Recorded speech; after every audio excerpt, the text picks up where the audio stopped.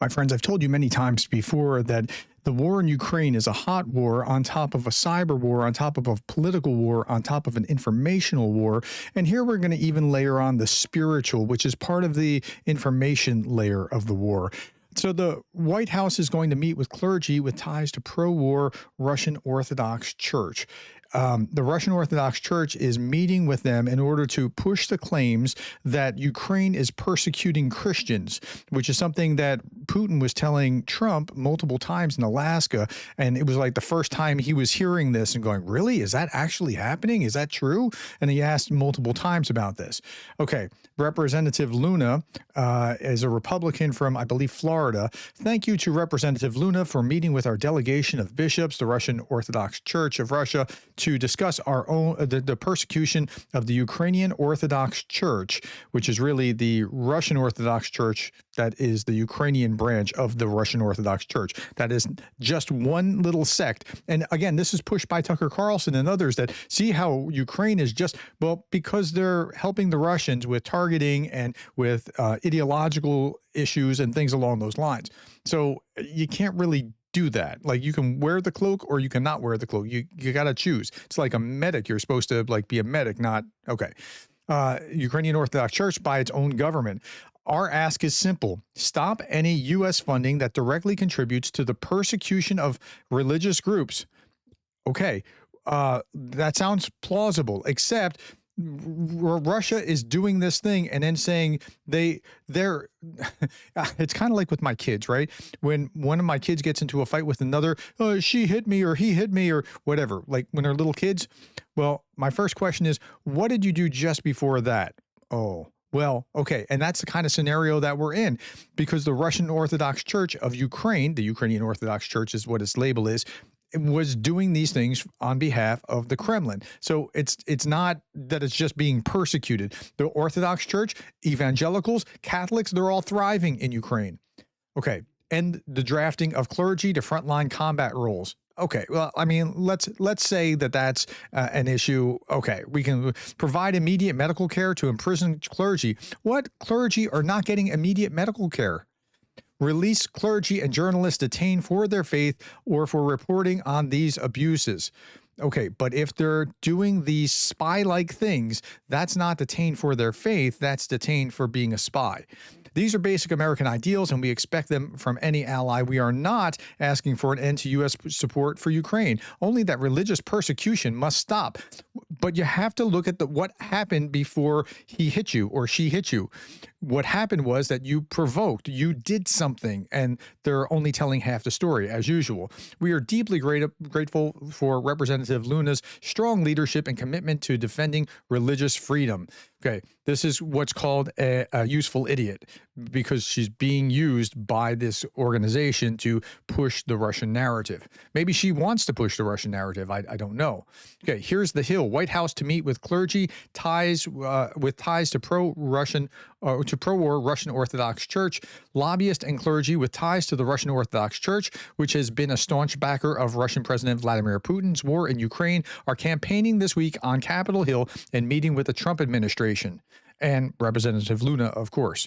The delegation is meeting with the White House Faith Office, a White House official confirmed to the Hill.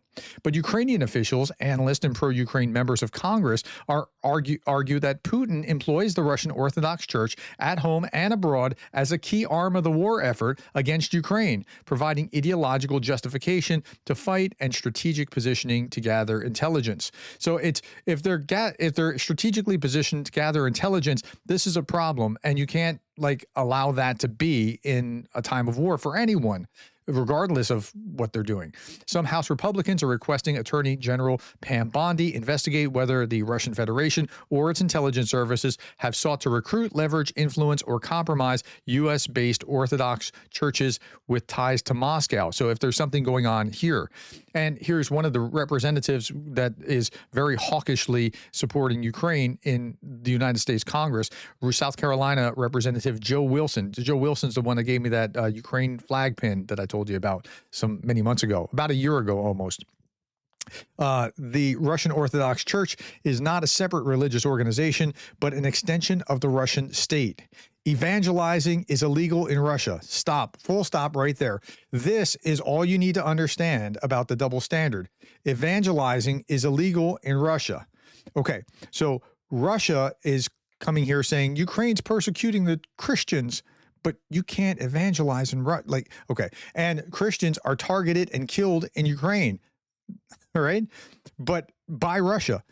Members should not entertain this intelligence operation because that's really what it is. It's a propaganda operation. Okay, while a delegation from the Russian Orthodox Church is busy lobbying members of the U.S. Congress and the Representative Luna to justify Kremlin's crimes, here's what priests of all denominations in Ukraine are doing this morning. The photos were taken today in the city of Ternopil, and I have to black out just because YouTube censors wouldn't allow me to show you what's actually going on. According to my source, members of the Russian Orthodox Church delegation in Washington, D.C., quote, fall flat when asked to condemn the kidnapping and forced relocation of Ukrainian children. They won't do it, of course, because they're just a propaganda arm of the Putin administration. There's a very simple way to tell whether people calling themselves priests are truly men of faith or just agents of Putin's cult and the KGB. Ask them to pray for Ukraine's liberation from Russian forces, for the release of Ukrainian children taken out of Russia, for freedom of Ukrainian Protestant, evangelical, Catholic, Jewish rabbis, and others imprisoned by Russia. They won't do it. The Russians' so-called Orthodox Church openly supports and refuses to condemn Putin's invasion of Ukraine, the bombing of civilians, that's a war crime. The murder of Ukrainian POWs, war crime. The kidnapping of 20,000 Ukrainian children. They won't do it because they're that closely linked and tied in. It's more political than it is spiritual. Here's a Russian Orthodox priest talking about it. Let's hear just what he has to say. You see, in Ukraine, the disease is so advanced that no amount of negotiation or persuasion can cure it. Only surgery is possible there. That's exactly the same language that the Nazis used back in World War II, life unworthy of life, or that they had to cut the cancer out from the German state. Therefore, there can only be one response to these Nazi speeches, says the Orthodox priest. Sullen speck, it must be burned out. Some will say, "Oh, that's not Christian. It's entirely Christian."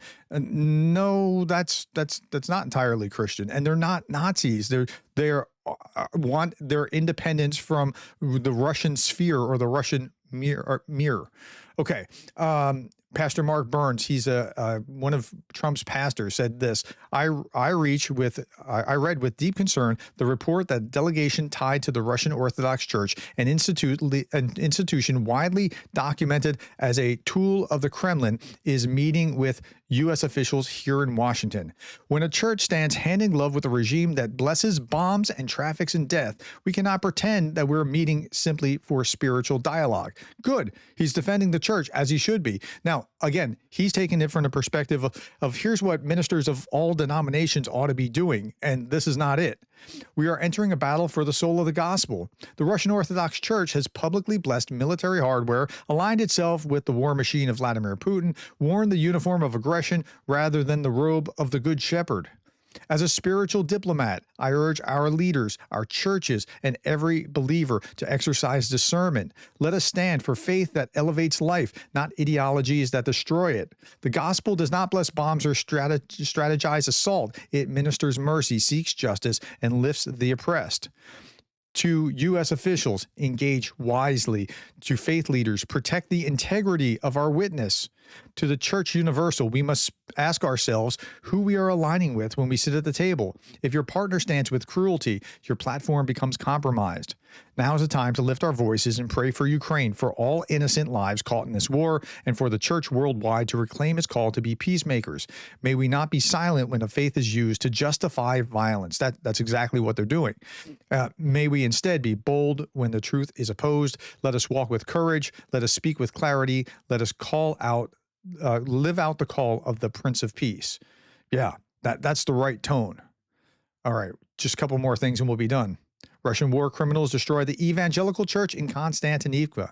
This is Anton Gurushenko posting this.